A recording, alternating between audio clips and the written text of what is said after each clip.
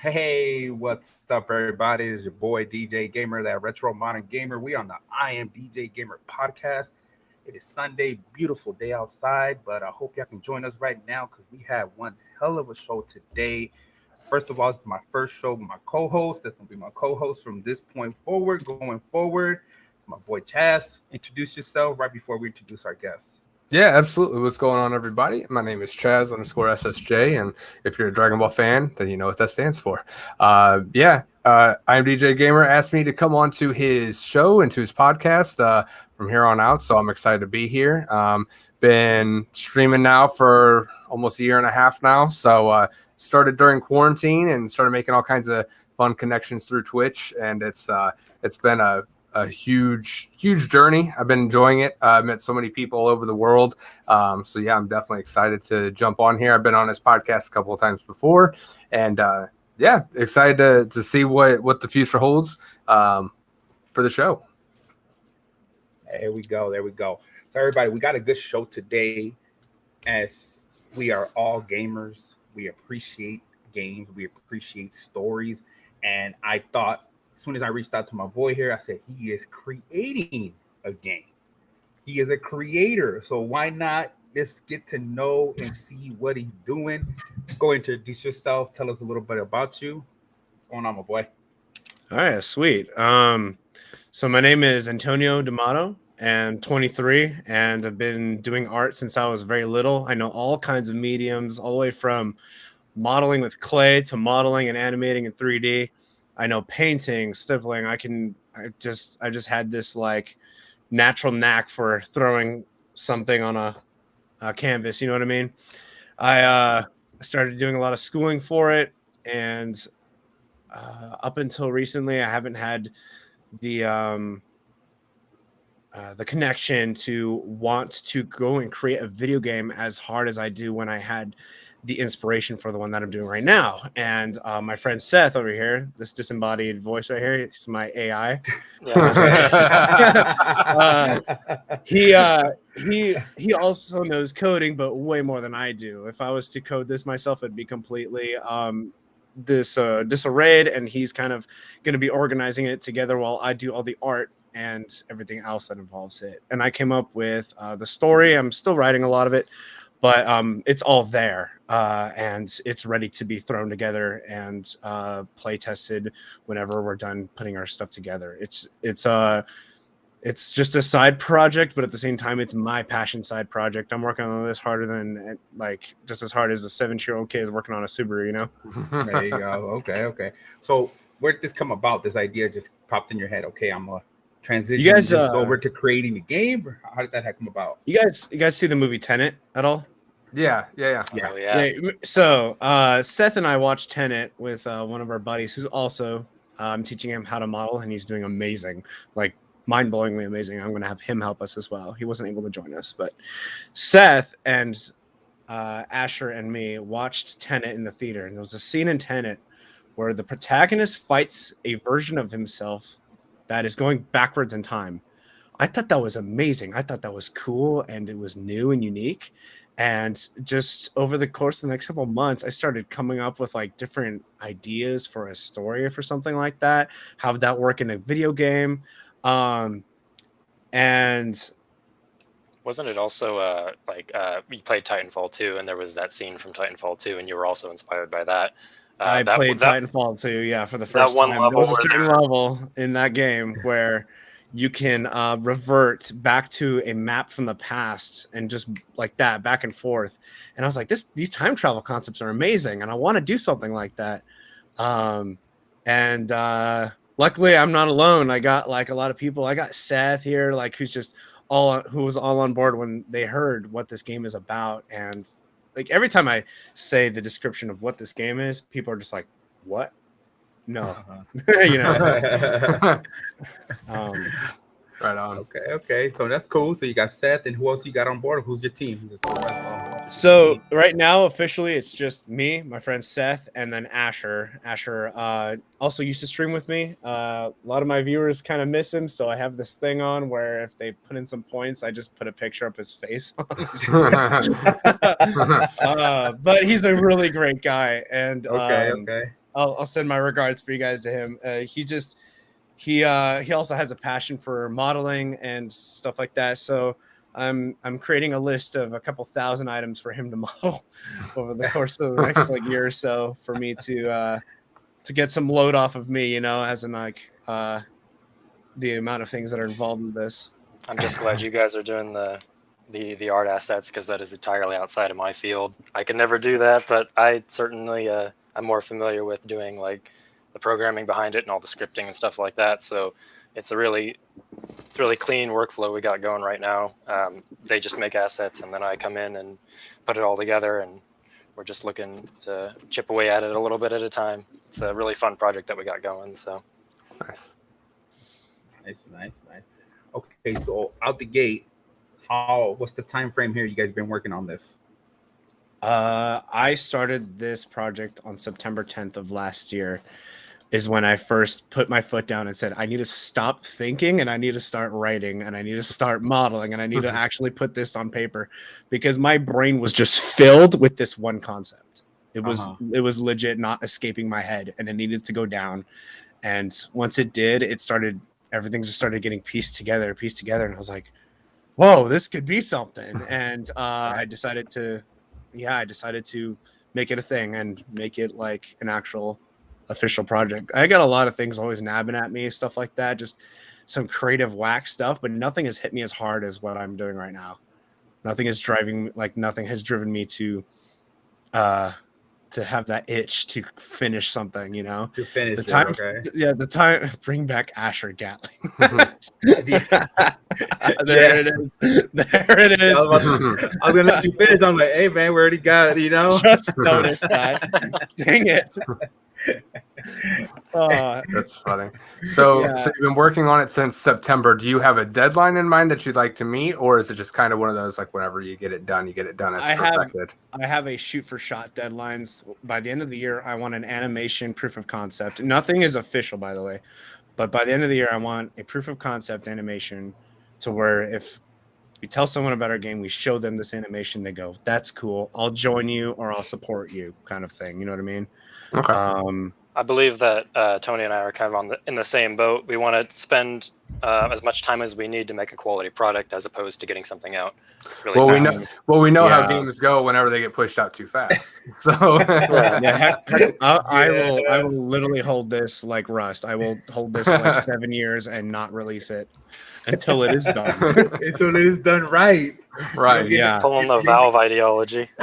You don't get that. You don't get lawsuits like Cyberpunk, man. Yeah, right, that's what I was gonna say with Cyberpunk. You don't want that to happen. You don't get that Cyberpunk pushback. All right. Yeah, that's the thing. I feel like it's just that the whole concept of a deadline kind of puts you off from certain things rather than just doing it by yourself.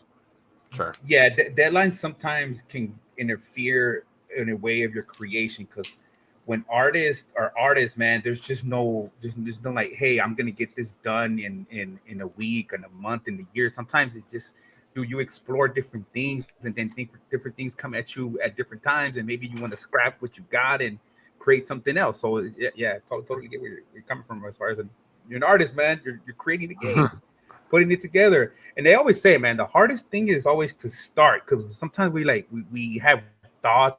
We have ideas like, oh yeah, I want to do this, and then we just don't start it. The hardest part is to start it, and you got that so far, man. You got that so far, so major ups for that. Penzi put in my chat, a delayed game is eventually good, but a rushed game is forever bad. A quote by Mishimoto. It's very true. Not wrong on that one. Not wrong at all. Definitely not wrong on that one. Yeah. Definitely not wrong. And I think these companies just, again, Cyberpunk, I think they just saw big money, big bucks, and they just didn't care what it was. So no, they didn't, unfortunately. Yeah, I like how when the game was released, you could tell it was a passion project by all these people. And then the moment they started releasing stuff, people pushed it to come out, and they panicked. They released, and right after that, the lead creator left within 2 months of it coming out. Oh, really? Right. I never saw he that. did. yeah, man, a bunch of people left, but the lead creator left. I mean, I bet you he's getting a lot of backlash, man. That ugly backlash. Yeah. Oh my It's goodness, crazy. we'll get backlash. So, as far as characters, what do we have in this game? So we're not going to spoil a little bit too much, but we are. Whatever you can share. Whatever you can. Seth and I discussed what we can spring out to you guys. We'll Okay. tell you what the game means, what its the concept is, and how the gameplay is going to feel like compared to other games and other inspirations. And we'll talk about the inspirations that brought us to this point. Okay. So the Aquanaut, you are a crew member aboard a time-traveling submarine for a freelance company hunting monsters and artifacts for profit or for fun. That is the concept of the game. You are... It's a little mind-bogglingly to like wrap around the fact that this game is going to have two modes. It's going to have a multiplayer mode. Have you guys ever played Payday 2? Yeah. Ooh, it's been a while. It's been a long time. yeah, Yes. but You know the concept of four guys go in, grab some money, get out. Mhm. Yeah. This is going to be the same thing. It's going to be like a four, maybe less, maybe 3 or 4 player multiplayer where you hunt a monster or an artifact. And I was thinking of a cool idea where the more damage you do to said monster, the less money you get back. So you got to come up with some creative ways to capture it, bring it aboard the sub, and then sell it. And But that makes sense though. yeah, It's like deer hunting, because if I lay waste 20 rounds into a deer, I'm not getting all the meat back out of it. Yeah, so the meat, it makes man. sense. It's actually a really smart concept. That does make a lot of sense. I was thinking about like how many things where it's like go in and destroy this thing instead of like, what if you want to get it dragged back into the sub, sell it for a ton of money, split the money between players. I just like that idea, something along the lines of that for multiplayer. The story mode, however, this one Much is different. much different, where it's horror based. It's you got a big bad on board who's hell bent on bringing the submarine down, and no one really knows he exists, kind of thing, until he pops up and starts wrecking house. It is the Aquanaut, which is the name we gave him. I remember coming up with it. I'll tell that in a hot second about how that came up, but he's the diver looking guy that I think I showed you, and he's just another anomaly on the sub that has to do more with the backstory than all the other anomalies. And I like the idea that you are fathoms down in the ocean, and there is something on board of a submarine with thin hallways that is just hell-bent on bringing it down and killing everyone on board. I remember that a large inspiration for this game was Alien Isolation, that game, and that kind of atmosphere that that game has. If you can picture it kind of similar to that. That was one of the things that we were talking about. Okay. Yeah, All it was cool.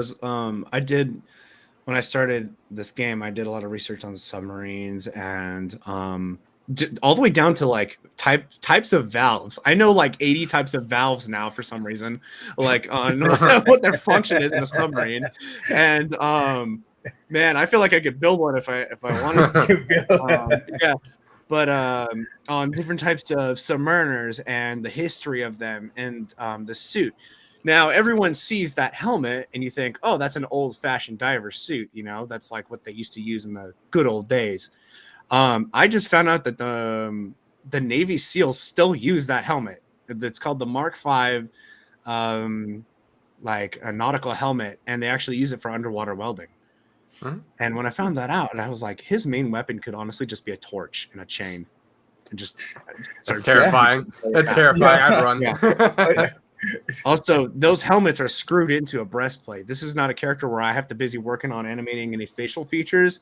If he spots you at the corner of his eye, he can look at you in the porthole, but you're not going to see his head turn. So if you spot him and think that you're hiding, you might actually be in his field of view. And I love that, like that whole thing where he ain't going to be looking at you. He can be staring straight and his eyes are on you. And then he just turns and starts stomping towards you. Kind of gameplay. Definitely like the detail you're putting into all of this, by the way. It's just like, yeah.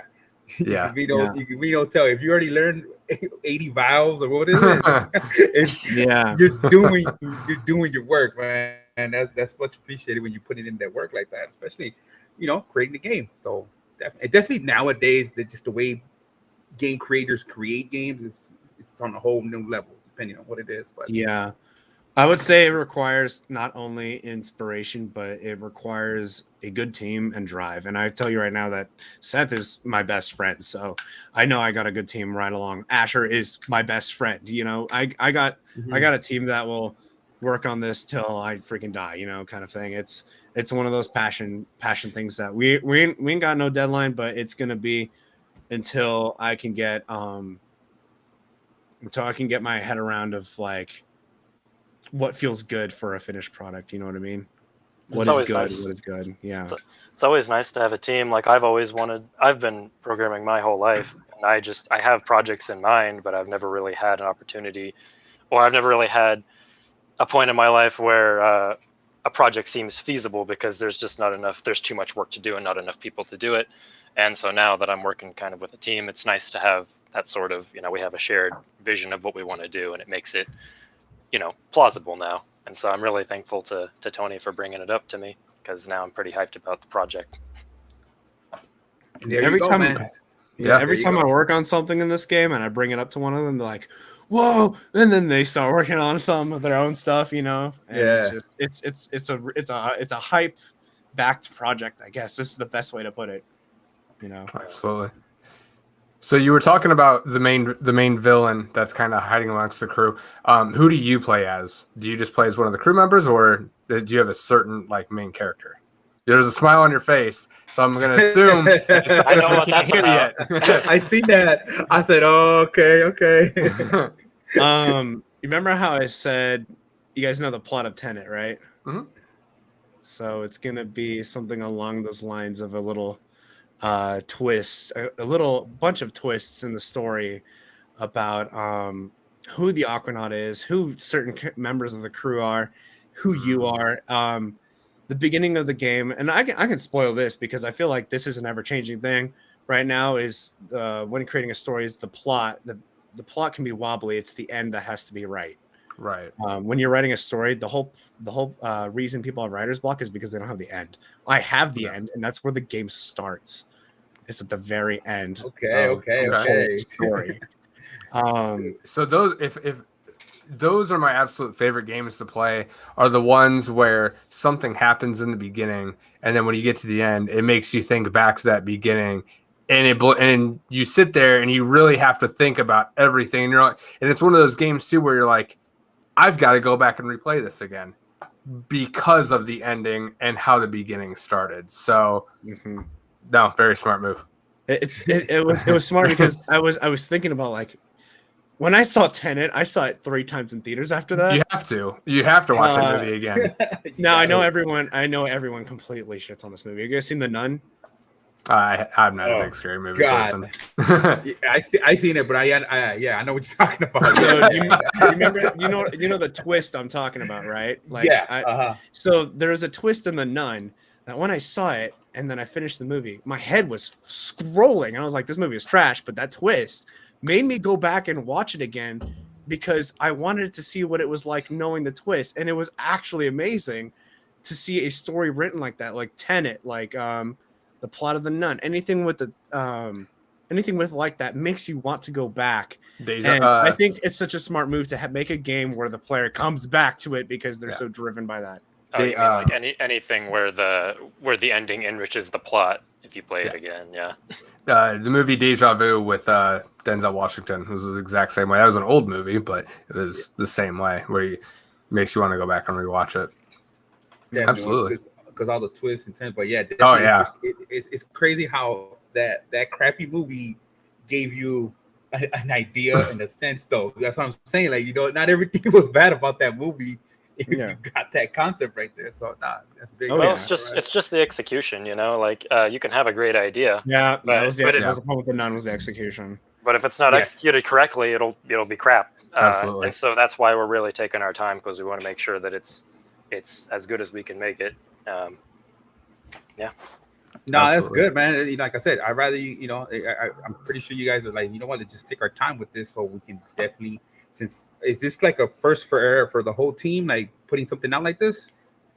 Yeah, this is the first time I have come together with another person just out of the blue for a project. In junior year of high school, I enrolled at the Art Institute of Orange County for game art and design, and I spent an entire college course there learning how to make a game and all the different concepts, like everything from modeling to animating to sound to scripting to all of that. Like it was one rough course, 6 a.m. all the way to 8 p.m. at night, every single day. It was one of those like rough courses, but I can now thoroughly say I can grab some people, put together a video game, and have it out. Oh man, the grind paid off.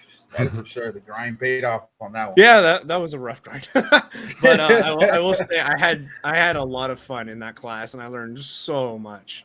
I was like, before that, my knowledge of game art and creating games was limited to just YouTube videos, and I had a couple of zombie games that I made, 3D zombies, an astronaut exploring game. These were all just trash Unity projects until I went to this college course. And I can say for sure right now that I can, with enough time and some people, I can publish a good video. I'm like, I could probably scroll into FunPimps or like some small developer project and say, hey, do you guys need help with this? And I'll just hop on board and, start modeling. Nice. Okay. Nice. So definitely, you look like the grind's paying off. So after this, have you guys even thought about anything like that? Just where is it at? Do we want to make another one? So that's a hard if. Right. Right now it's just at the passion project stage. But I have been thinking about a couple of video games that I've just been like, this needs to be out. I'm tired of this not being a game, and this needs to be a game. It's like massive multiplayer shooter, just kind of things, like something like that, where it's just free for all, survival based games. There's just certain things that I just feel like they need the tweak of this needs to be that kind of game. You know what I mean? Maybe mods or add-ons or stuff like that. Nothing as big as the Aquanaut is hitting me right now. I also feel like man. whenever you're part of a team like this, it's like if you finish your first project, then it doesn't. Of course, Tony came up with the original idea for the game, but I feel like it also helps everyone else. Like if anyone else has an idea for a new game, then we can all, kind of compromise and make something new. And any ideas are welcome here. And if Seth came to me after this project and said, "Listen, I need an NBA basketball game, but they all have machine guns," I will help him make that game. I would, I'll help you with that game too. That sounds fun. Well, now that you mention it, that is a pretty good idea. Back. Somebody write that down. If you ever played NFL Blitz, we need that kind of violence back, man. All right. I will say I'm gonna go through the most of them were movies for the inspiration for our game, and a TV show. I made Seth watch all of these for me. John Carpenter's The Thing 1 and 2. Okay. That was a huge inspiration. The very beginning of the game is directly inspired by the very beginning of The Thing Part 2. Inspired by Tenet. And there's a movie called Underwater, and that sucked absolute balls. But there's an effect in the movie that I really want to implement in how the water looks in the game. I want the player to feel the scariness of the depth of the water. It's called thalassinophobia, fear of the ocean and the deep. Semicanophobia is the fear of giant submerged objects in water, just being next to one, like you're next to a giant submerged object. It actually instills a kind of fear into most people that they didn't know that they have, until I started swimming. I was just like not really scared until I started swimming out in the ocean. I'm like, this is a little different than the pool. So the lake, little pool. Yeah. So I'll say Interstellar, just a little bit of that. Where we're looking for some time travel concepts. Let's see here. And last but not least, I'll say the Chernobyl series on HBO Max. there is a whole sequence in that show that just inspires a kind of horror that's It's hard to come unimaginably by. real. Yeah. Like The- I don't the- really see that kind of horror very often because it's Are it's we hard talking to about get. old school horror? Because that old school horror is, yeah. So the thing is that old school horror, and this is going to be the whole thing with the Aquanaut. He is the old school horror type, but I'm going to try to make it so nothing out of him is cliche.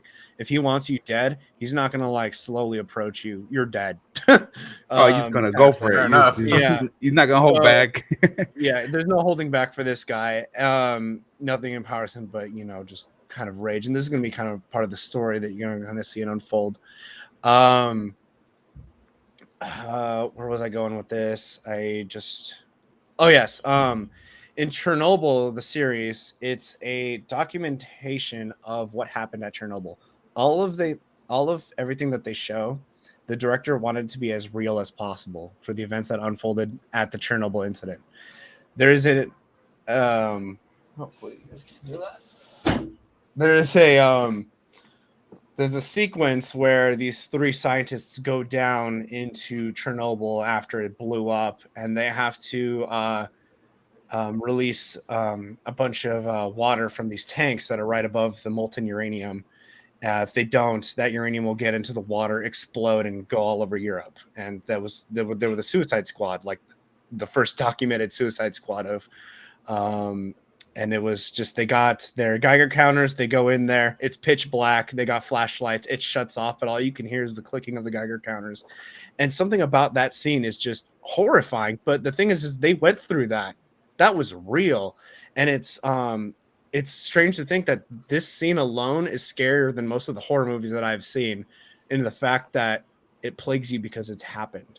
I want everything that happens in this game, or most of the it's going to be a nuclear powered submarine. Like, I want the radiation effects to be as realistic as possible. I want the pressure of water killing people to be as visually realistic as possible. I want nothing overdone and nothing underdone. I want it to be spot on. Like while the events of the game might be kind of fantastical, we want it to be grounded in realism, where it's like, this could feasibly happen if these things were able to happen. So it's lots of research. Yeah, lots of research. Yeah, it was. It's been for the past 2 weeks. I've been reading and researching about radiation and the effects it has on people, and I've seen some stuff in there that is a lot more gorier than I thought that I've even seen on like the internet itself. Like, it's just horrifyingly gory, and these are like actual images taken by scientists in the 90s and the 50s of radiation burns, and that stuff is nasty. That stuff is not safe for work. So when you were talking about the Aquanaut, and I love the idea of where you're going. Like, if he wants you dead, like, he's gonna kill you. Is he gonna have that like stalker type feel, like how like if you ever played like Resident Evil 2 and 3, like how Mr. X and Nemesis like kind of move, or is it gonna be different from that? So I've only played Resident Evil 7. Okay. So kind of like Jack Baker then. Yeah, a little bit of this. Okay. Just without that humor, that crude humor that he's got. Yeah, this guy isn't saying anything. And one of my favorite pieces of what I'm going to be implementing very soon and working on is the Geiger counter system. In Alien Isolation, you've got a little monitor that detects like where the thing is close to you. I like the fact that you got this Geiger counter and you can only tell if it's close to you if it's just beeping. You can't tell where. You can only tell if it could be in the room next to you. But I just like that thought process of, I got to get out of here. And I want players to go through that, Yeah, I like that. Right, when it's going off and you're like, I gotta go. Is he behind me? Is he next to me? I know he's here, but I don't know where. So I like that. I think a big part of at least what I kind of want from the game is you're given instructions on how to play, but it's kind of up to you.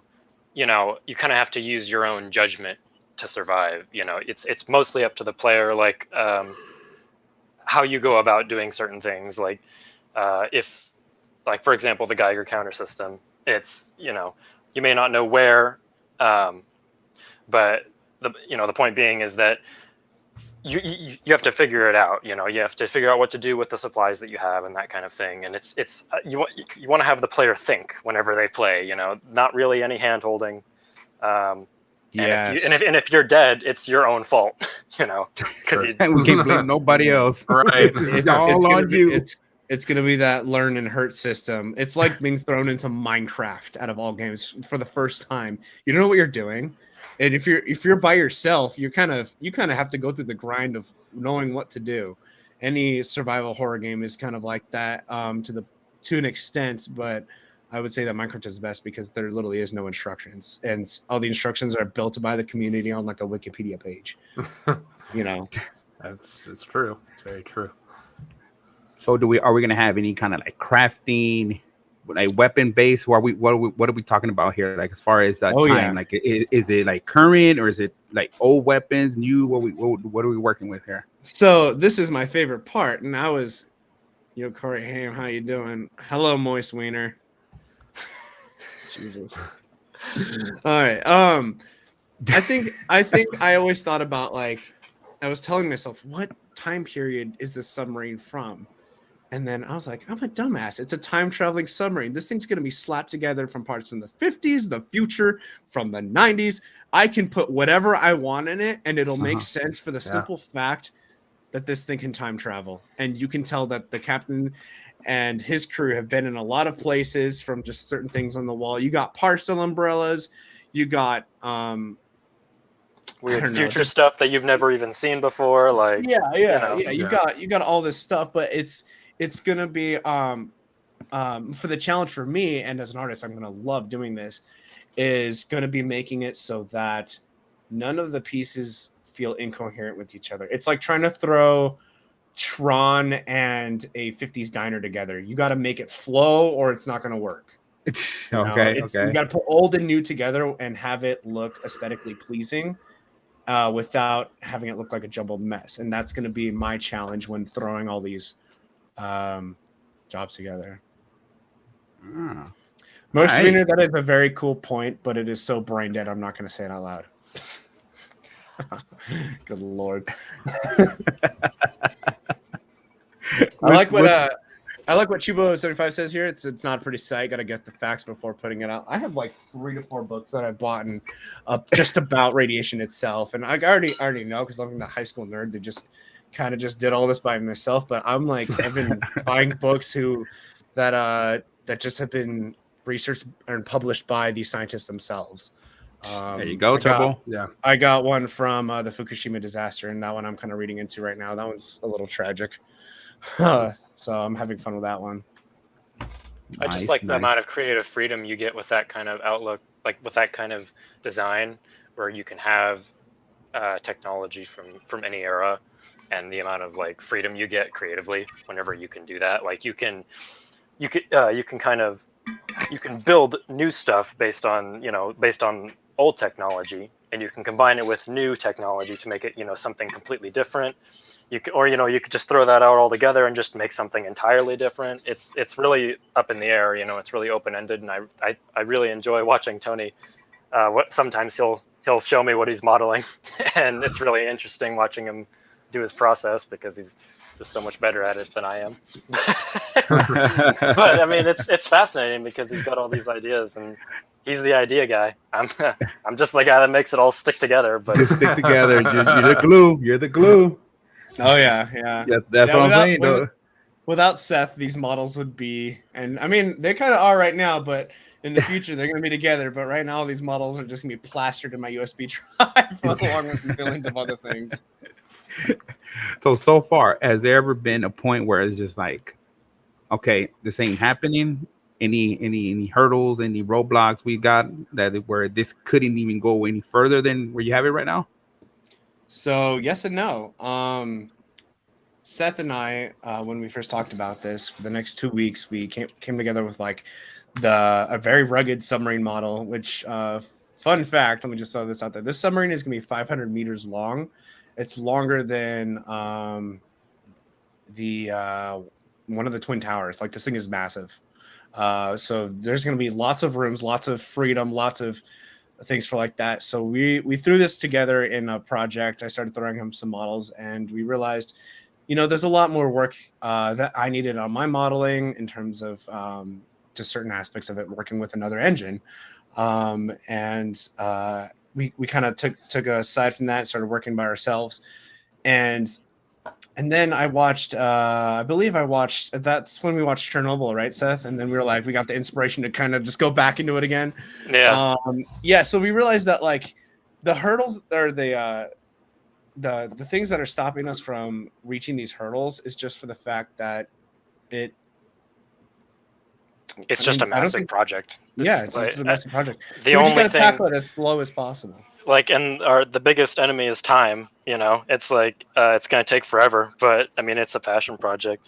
Like, on my end, this submarine is so freaking massive that I have to find a way to get everything to load properly, and get it all to, so that it doesn't bog down performance whenever you have to load, like, however many hundreds of rooms we have in this thing. And so it's like there's challenges on both ends, and it's but we keep each other motivated to get keep going through it. So we always seem to find something that inspires us. So chat is saying that the submarine is roughly 20,000 Snicker bars long. So Moist Goat said 500 meters long. That's like at least 7 Snickers bars. So I was like, you know what? How many Snickers bars would that be? So I did the math. I'm like, oh, that's roughly about 20,000 Snickers bars. Yeah, at least I got an idea of how big this thing's gonna be. Just picture all those Snickers. Maybe that'll be a reward at the end. You just get a Snickers bar. Throw some random rappers inside. Should just make that just like a note that you can pick up, like, this submarine is equal to 20,000 Snickers bars. So there's a couple more facts I want to kind of just throw out about the submarine itself.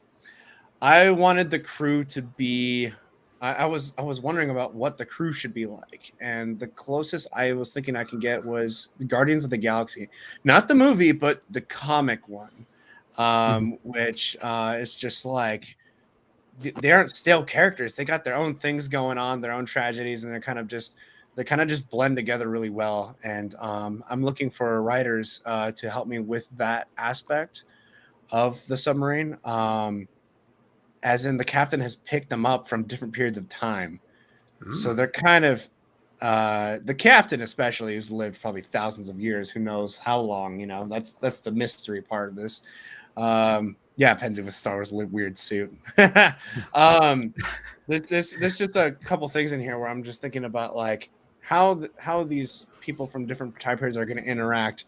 And one of the funniest inspirations I got for that was at the end of Bill and Ted's Excellent Adventure, was when he got these models from history and kind of threw them together, and Socrates running around the mall with a water gun. It kind of just clicked in my head, like, yeah, that's what I'm gonna do.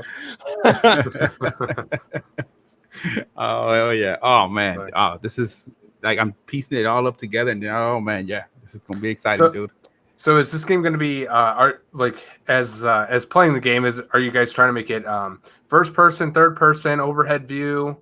This is going to be a first-person based game. First person, okay.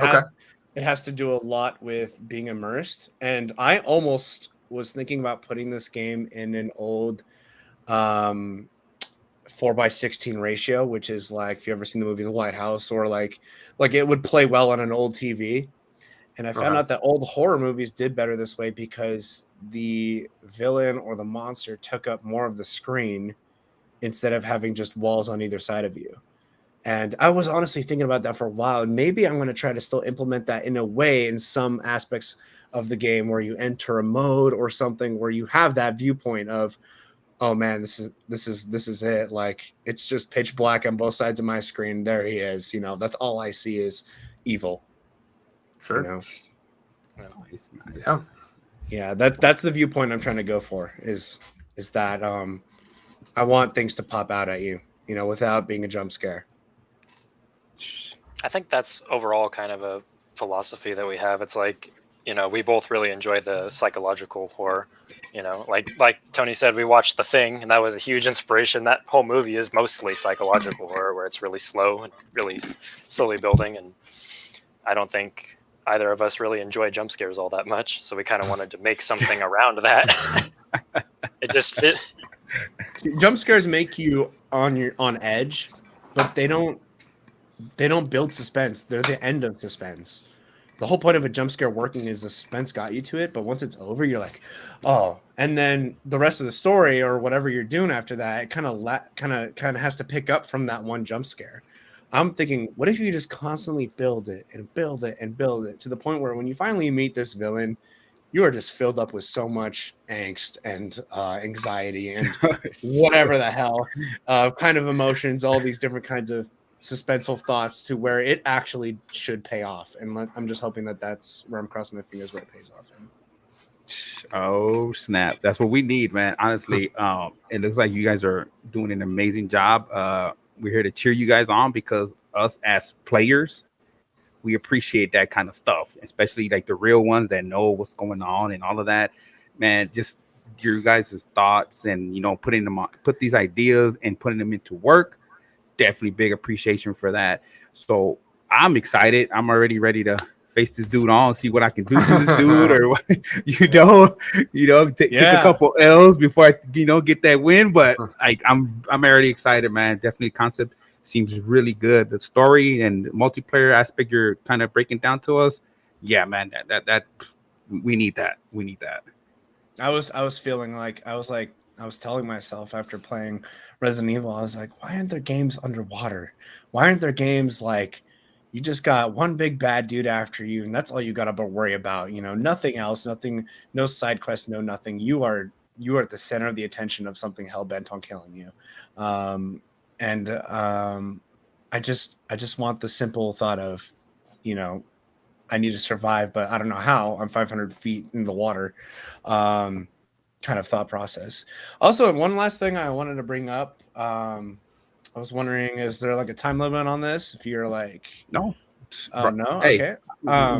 We are here for you, bro. This is I'm enjoying hearing. That's what I'm saying. No, don't think I got a timer on you or anything. The only person, like, actually, I can't say that I've told this game to anyone, and they were like, "That sounds dumb." Everyone I've told this to goes, "What? Like, what?" They've got that whole intrigue. Like, just reading the whole description to the Aquanaut to them just captivates them. Like, time traveling submarine, monsters and artifacts. It's a whole adventure, and yeah, Moist Wiener, you're right. No side quests, survival in the water, one big bad guy trying to end you. All right, see the podcast next week. That's true, Pensley. One cool thing I got going for me right now is my strange ability to connect with people. I feel like I have this innate easiness in my head to say, "Hey guys, guess what I'm working on? Check that out," And they're like, "Whoa, no way!" Like, I've never dropped this game on anyone who's been like not intrigued in it. And there's a person that I met in high school, and I had to have her model for me for an art project, and I have to have her permission, all this. Like, it was like a whole dumb I hated that class, by the way, but it was one of my classes for an art program, and her name is Veronica Laveri, and I drew her, and 4 years later, after drawing her for my entry into that class, she contacted me about the photo on Instagram. And I was like, "Wow, you actually remembered that." And I was just thinking, I was just like, what would be cool is to go back and tell her about the thing that I'm working on. And she gave me on Twitter. I chatted with her for a hot minute or so. I was wondering if you wanted to be a voice actor in the game. She's been in a couple movies. She's been in like 4 or 5 movies. She's got her own iAmDb page. But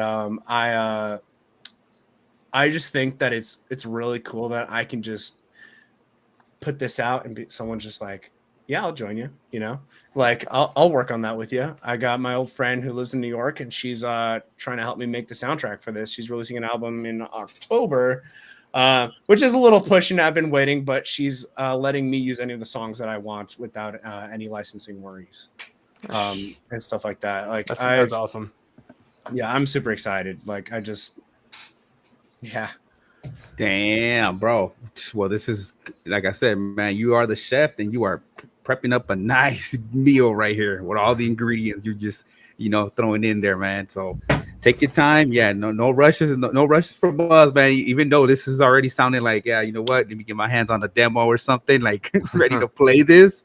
Like for real, like that's just the gamer in me, bro. You're explaining the game that I'm already interested in. Yeah, I want to play it. I just want to play that already. So definitely. So I was thinking real quick. I did want to spoil a small piece of the game's story, if that's all right with you guys. Sure. If you guys want to hear that, go right on, man. You guys look a little interested in this.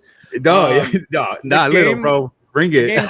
The game starts with you flying over the coast of Guam. I believe it's 60 miles off the south coast of Guam.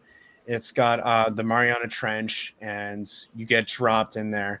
And the game has you sinking to the bottom of the trench in real time. You got to experience that dive, by the way. I want to make sure that the characters feel that dive, the pressure of the water, the slowness of your character on the suit. He enters the submarine. Some couple things happen, which I can't go into spoiling for. Let's just say there's a couple bodies. And he finds a key, puts it in a certain place, turns the key, and gets teleported back in time. Now, the character doesn't know where, but he's in a room with other characters who also have these keys they're just like, where am I? You're in a room with all these other characters who have these time traveling keys. And in the middle of the room is the captain saying, hey, I brought you all here today.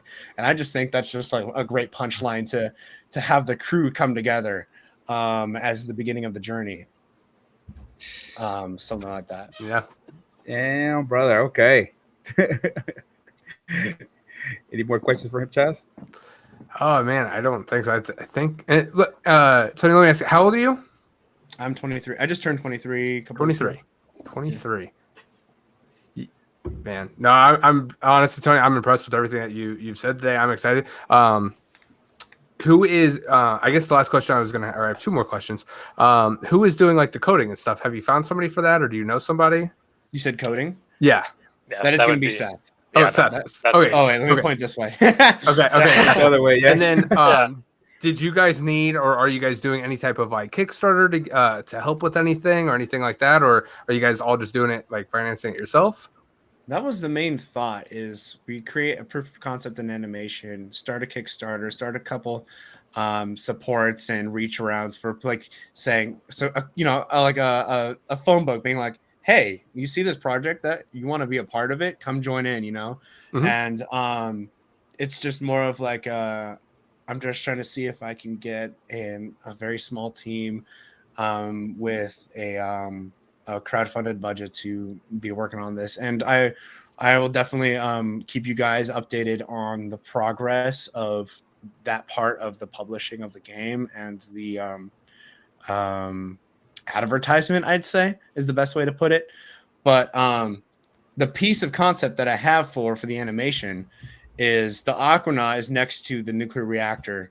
He punches his hand in, grabs a rod that is steaming hot, because this thing was just on, and starts beating a guy to death with it, and leaves the rod in his the nuclear rod in his body as it melts the guy away into the floor. Like, this guy is a brutal, like, that's brutal. Gory.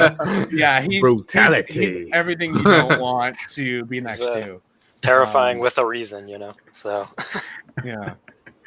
Damn, guys. Well, like I said, definitely keep us up to date, man. Anything you need as far as, like I said, promotion, getting anything out, man. That's what we are here for. Again, we are all supporters of gaming and all that stuff, trying to build a good community. And what you guys are doing, my God, it's just like head above. Just, you guys are awesome for doing this. And I honestly, just like the excitement, just to wait to see how this is gonna look, feel, and play, and all of that, man. Like I said, it's just right now, just what you're telling us, the info you are giving us, man, exciting. Can't wait for that. So, I can't promise anything anytime soon, but I can promise you that I will make this game as horrifying as possible to be a part of. There you go, I like everybody. All the horror fans, and y'all, man, believe me, y'all gonna want to wait for this because if y'all see already just the plot they have and what they're working with, y'all gonna like this. So, question: if there was a billboard, and you could put any message out to the world, what would that message be? Oh boy. Give me this.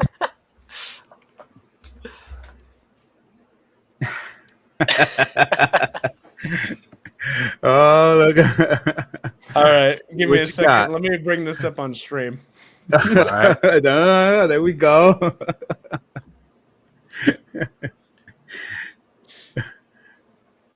That and where are you from? I am currently living in Post Falls, Idaho. Okay. I grew up in Southern California, and I have a couple of houses on just this side, like the left side of the U.S. that I kind of just moved back and forth in. But I grew up in SoCal, and I moved up here when I turned 18, and been living by myself, just living life. All right. Nice. So usually, what I like to ask my guests, and I've asked this to Chad when I had him on here. Well, the first question I asked you about the billboard, but the second one was favorite place to eat around where you're at. Favorite place to eat? Oh, Yeah. Let's see. Seth, you go. That's a tough one. Let's see. The best place that I've ever had to eat was in Coeur d'Alene, Idaho. It's not too far from Post Falls. There's a little burger joint called Hudson's, and it's in downtown Coeur d'Alene. It's on a street corner there in a busy area, and it's really tiny. It's a really tiny place, but they make the best burgers that I've ever had. Period. Because they you order it, and then the guy turns around and he gets the meat and he makes it all in front of you, like right in front of your eyes, and then he serves it to you. He turns around and he serves it to you on a plate. Nice. And it's that place. Seth, why don't we go there after the stream? Seth and I are gonna go try. I know you're talking about burgers and all this. I'm like, oh. Now I'm hungry all of a sudden. Yeah. All right, Tony, you go. I'll say. All right, so Hudson's, big shout out to Hudson's, that's for sure. There's a couple places, but nothing has touched my palate. Like I had sushi for the first time the day after my birthday, and my friend, she took me out there. She's like, "Hey, let's have some sushi." I never had it. It was so good. The place is called Kaiju Sushi in Coeur d'Alene, Idaho. Okay. And here's a little known fact between my friends. I love Godzilla. I love him to death. And this place is a Godzilla-themed sushi restaurant. Oh, that was perfect. There are dishes, there are paintings of Godzilla all over the place. That's awesome. And she's a little older than me, and like I'm just like trying to be like an adult, and I feel like a child walking in here, and I'm just like, man, this food was so good. It was the Godzilla. It was feeling. I left the place feeling really good, like especially for my first sushi experience. They also had some really good drinks there. It's honestly up there with maybe my top like 3 favorite restaurants of all time. Probably. There you go, man. Shoot, big shout out, man. Hey, man, it was a match just perfectly for you, man. You walk in and what you see, Godzilla, like straight up on the wall. That's what I'm saying. This has got to be the best birthday present. Like, yes, walking in not knowing. The best thing is that you walked in not knowing that this place has Godzilla all up in there. So, dude, that was nice. That was nice. It was awesome. All right. So cool. So what you thought about it? Billboard message to the world. What you got? I honestly would just put something really stupid, and I'm not sure if I'm pretty sure it'd be something that'd probably be taken down within the day. Okay, let's see. I put it on my Twitch stream. If you guys could like pan over to it. I'll put it on my stream real quick. It'll just be the Aquanaut dancing over a text that's his bottom text. This is me, by the way, at 12:41 a.m. I had just finished rigging a really bad model of him, and Seth and I were in a call, and I was bugging him a lot, and I was like, "Look at him dance!" And if I was to have a billboard, it would have this on it. There we go. Hey, man, Hey, you know what? That'll make it up there. It would not be down in a day, man. That'll stay up there. People will be weirded out driving by. Like, Yeah, but hey, Yeah, that'll They'll cause a lot of crashes, honestly. just out of the curiosity of it. my brother. Appreciate you guys on here, man. Definitely keep us up to date with what you got going on. You know, any updates and all of that. And one last thing, where can everybody find you guys? Plug in everything you need to plug in. All right. I mean, today for me, it's a little bit done. I did just finish. I spent since 9 a.m. today. I did take a break cleaning my room, but I was creating a bone armature system for another model of the Aquanaut that I had. I was doing that all day. And right now, after this stream, Seth and I are going to go catch some food and maybe just hang out and then just chill. Play some video games there you go. This week, I am restarting my jiu-jitsu class, which I've been excited for. Now we're right talking. You just ignited, Chaz. Like you have no idea. You just said that. Yeah, awesome. I've been doing jiu-jitsu since like April, I believe, and I love it. And I had to stop during July because my money was getting a little thin. Sure, it's not cheap. No, but I love it to death. And John Jacques Machado just was actually in town for a seminar at my jiu-jitsu place. And he's the guy who he taught Chuck Norris, Joe Rogan jiu-jitsu. He's a big head, and he was there. And seeing all my friends there with them, I was so jealous, but I was honestly just really happy for them that they were there, to witness that experience. Yeah, absolutely. So yeah, I started jiu-jitsu again this week. Nice. I'm probably gonna this week. My schedule, I have this really tacky calendar on my wall, and all it says is music, and I have to find someone to help me work on the soundtrack for the game just a little bit more. That's pretty much it I got going on right now. Seth, what you doing this week? Throw it out to the universe, man. Anybody who does music for video games, my man needs your help with the music. Reach out to him. How can they reach you, Tony? How can they reach you? Where can we find you? All that. So Gatling Hawk is my name on all platforms. I made sure when I created this name, it's everywhere. It's all the way down to Mojang, to Pornhub, to YouTube. If you want to reach me, go. Well, we're going to find you one way or another. Yeah, go check out Gatling Hawk. It's going to be on Twitter, Instagram. It's going to be my email. It's going to be my YouTube, my Twitch. Anywhere you want to find me on a social media platform. It's on my TikTok. I just started creating TikTok for my old YouTube. I'll give you a follow on the TikTok, sir. Oh, thanks. I just started it, and I released a meme video that just hit 20,000 views, and I'm kind of scared. Damn, dude, that's more than I've ever had. It's a little cursed. But I'm having a lot of my stream announcements and a lot of my YouTube stuff that I'm just gonna be throwing on there occasionally. On my Instagram, keeping my Facebook and Snapchat private because last time I had that public for viewers, things got a little cursed because they could see my family, Yeah, okay, so, yeah, absolutely. So, no weirdos, man. You already know how they are, man. So it's all good. Anytime you want to reach me on any platform, it's under the name of Gatling Hawk, Gatling space Hawk, or Gatling _Hawk. It never deviates from that. So there you go, everybody. If you want to add them to Instagram, Twitch, Twitter. You're on the hub. You can add them on there. You can add them on there too. If you need to reach out to him, you got them all. Hey man, I know you're busy, but I got a proposition for you. There you go. So I know you need funding for your games. Whoa. Trust me, you won't last 5 minutes playing the Aquanaut. All right, well, there you go. What's going on with you, bro? Where can we find you, and what you got going on?